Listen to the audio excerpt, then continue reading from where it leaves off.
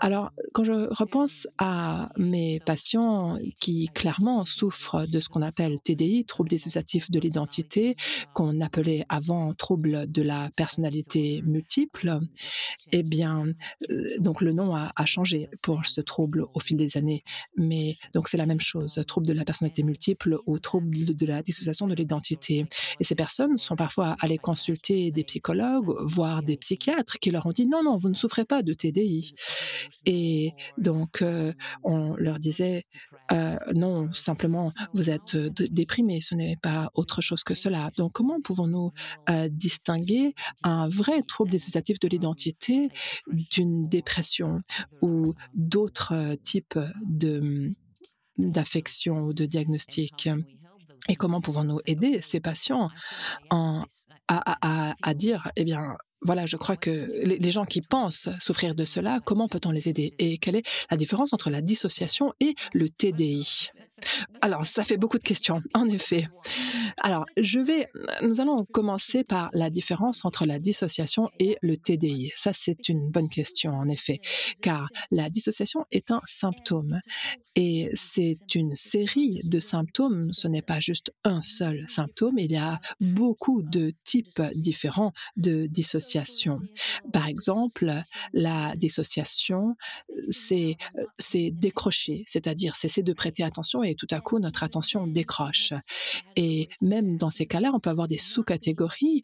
On peut ne pas être attentif parce que notre esprit est comme vide, ou alors on peut ne pas prêter attention parce que notre esprit est très, très, très affairé et notre attention est plutôt focalisée à l'intérieur sur quelque chose qui n'est pas à l'extérieur. Donc, on donne l'impression de ne pas être attentif dehors, mais on est attentif dedans.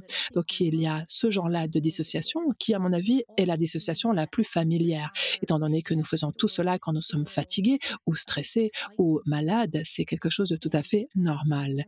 Et c'est aussi tout à fait normal au fil de la journée de vivre des allers et retours, des flux et des reflux par rapport à notre degré d'attention.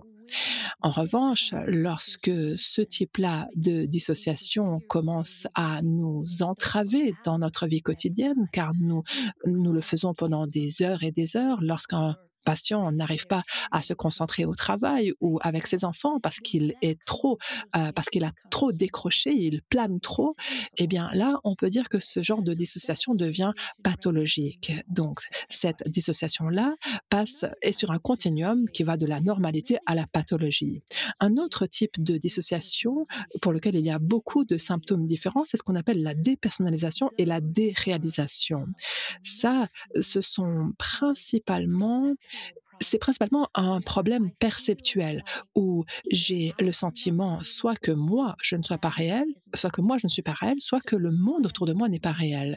Donc, les patients peuvent nous décrire des choses comme j'ai l'impression d'être à l'extérieur de moi et de me regarder moi-même comme si j'étais une autre personne. J'ai le sentiment d'être comme sur une scène, comme si je jouais dans une pièce ou une pièce de théâtre, ou alors j'ai l'impression d'être dans un rêve quand je suis réveillée dans la vraie vie.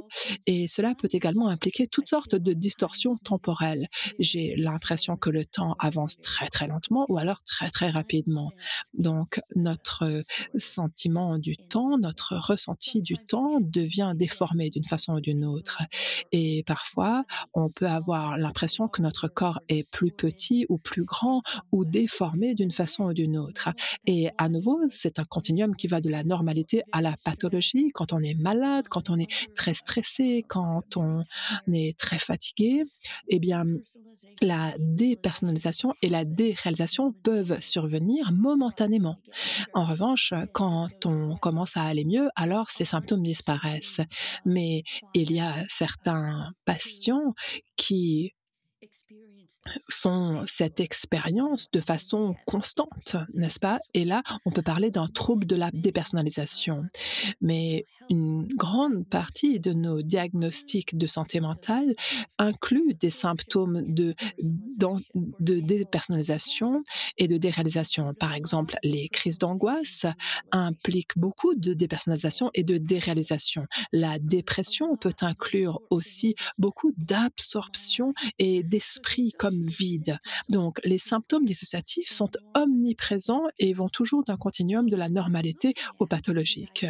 Ce à quoi nous avons affaire dans le trouble dissociatif de l'identité, c'est un ensemble très spécifique de symptômes dissociatifs qui sont également sévères et persistants. C'est-à-dire que dans ces cas-là, le fait de on est on est sur le continuum pathologique du point de vue du nombre de moments qu'on passe à décrocher dans sa vie. Et il peut y avoir également d'autres symptômes comme l'amnésie, c'est-à-dire qu'un patient nous dira peut-être, en fait, je ne me rappelle de pas grand-chose ou je ne me rappelle de rien du tout avant l'âge de 10 ans. Cela n'est pas normal. Avant l'âge de 5 ans, je pourrais l'accepter. Jusqu'à 3 ans, 5 ans, avant cet âge-là, c'est assez courant de ne pas se souvenir de grand-chose, voire se souvenir de rien. En revanche, si la personne a ce vide-là dans sa mémoire, ou la personne nous dit: «Je me souviens très bien de l'école, en revanche, je ne me souviens de rien par rapport à ce qui se passait chez moi, à la maison, ou je me rappelle d'aucune vacances», eh bien, il peut y avoir des types d'amnésie assez spécifiques. Et ensuite, certains patients, en particulier les personnes souffrant de TDI, vont aussi perdre la perception du temps dans le présent. C'est-à-dire qu'ils ne se souviennent pas, ils ne se souviennent vraiment pas de ce qui s'est passé le matin même, même s'ils étaient actifs, même s'ils n'ont pas passé la matinée à fixer le mur. Et la dernière chose à chercher, à identifier, c'est à examiner l'activité des parties dissociatives. C'est-à-dire, comment les parties dissociatives se développent, ça c'est une grande question, peut-être que je peux l'aborder. Eh bien, les parties dissociées se développent en raison d'une combinaison de différents éléments. Il y a attachement désorganisé, c'est-à-dire que l'enfant a une pulsion biologique d'attachement aux personnes qui s'occupent de lui et a une pulsion biologique de se défendre contre la menace.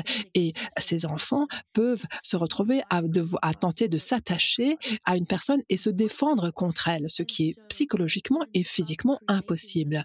Et cela a pour conséquence de créer une sorte de clivage, de division dissociative entre ces deux façons d'être, entre ces deux états d'esprit qui sont des états physiologiques différents. Et ensuite, ces enfants-là ont également beaucoup de moments de transe hypnotique, beaucoup de moments où ils décrochent, où ils planent, et beaucoup de symptômes dissociatifs de façon générale. Et donc, il nous faut associer les deux. Et quand ces deux éléments sont combinés, ça nous donne pas uniquement des symptômes dissociatifs qui peuvent être cognitifs, somatiques ou perceptuels, mais cela aboutit également à une dissociation du soi, c'est-à-dire je suis la petite fille à qui on fait du mal, ou je suis la petite fille qui va à l'école et pour qui tout va bien. Et l'enfant n'arrive pas à mettre ensemble, à associer ces deux soi qui sont tellement en décalage. Et la personne ces deux parties commencent à se développer, pas complètement isolées, mais dans un isolement suffisant pour que l'enfant commence à avoir le sentiment d'avoir deux identités différentes.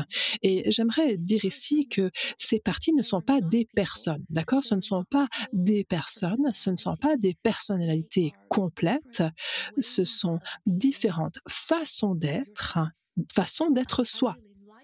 Et j'aime vraiment beaucoup cette définition-là.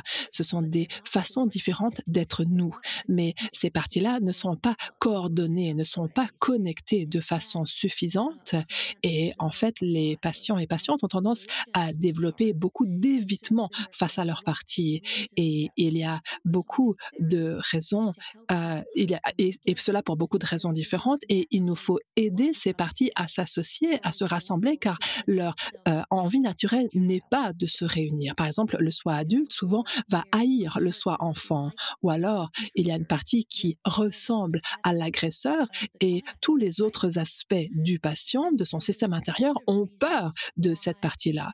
Et donc, il y a beaucoup de raisons qui expliquent pourquoi le patient ne réussit pas à développer un sentiment d'identité plus cohérent et qui ait plus de cohésion et qui soit plus complet. Et c'est cela que la thérapie tente de traiter. Et Florence, vous m'avez posé une autre question, mais je l'ai perdue.